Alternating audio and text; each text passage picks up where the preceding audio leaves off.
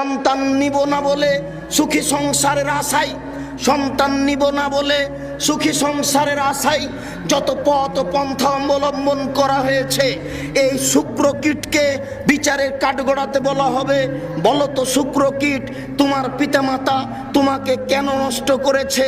কোন অপরাধ করেছিলে তুমি? যেই বাচ্চাকে জীবিত মাটিতে পুঁতে দেওয়া হয়েছে, সেই বাচ্চাকে বিচারের কাঠগড়াতে জিজ্ঞাসা করা হবে, বলো তো বাচ্চা, তোমার পিতামাতা তোমাকে কোন অপরাধে মাটিতে পুঁতে দিয়েছে? এটা বাস্তব। এক সময় মানুষ তার মেয়েকে মাটিতে পুঁতে দিত।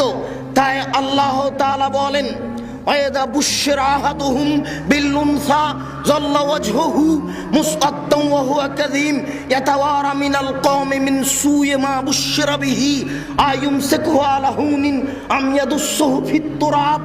যেদিন পিতাকে বলা হতো তোমার মেয়ে সন্তান জন্ম নিয়েছে, বলার সাথে সাথে পিতার মুখখান কালো হয়ে যেত। সে চিন্তা করত কি করি।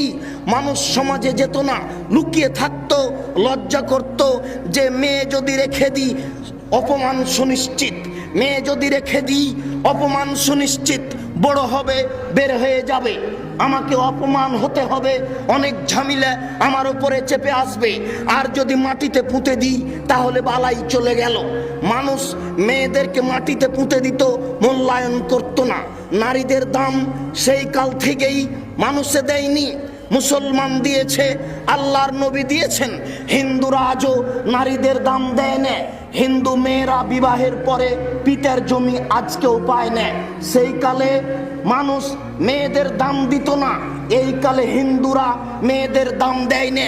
ইহুদি খ্রিস্টান কোনোদিনই নারীদের দাম দেয়নি, আজও দেয় না। যদি কোনো ইহুদি মেয়ের, যদি কোনো খ্রিস্টান মেয়ের ঋতু হয়, তাহলে তার স্বামীরা বলে, ছি ছি ছি, তুমি পচে গেছো, তুমি বাড়ির পিছন দিকে থাকো, তুমি বিছনায় স্পর্শ করো না, তুমি পাতিল স্পর্শ করো না, তুমি প্লেট স্পর্শ করো না। তাহলে তারা নারীদেরকে ঘৃণা করে। হিন্দু নারীদের ঘৃণা করে, ইহুদি নারীদের ঘৃণা করে, খ্রিস্টান নারীদের ঘৃণা করে। আর অতীতের লোকেরা নারীকে জীবিত মাটিতে পুঁতে দিত। পক্ষান্তরে নবী করিম সাল্লাল্লাহু আলাইহি সাল্লাম নারীদের মান দিয়েছেন। দেখুন, আয়েশা রাদিয়াল্লাহু তাআলা আনহা বলছেন যে আল্লাহর নবী আমার উরু, আমার রানের উপরে মাথা রেখে কোরআন তেলাওয়াত করছেন, তখন আমি ঋতুবতী।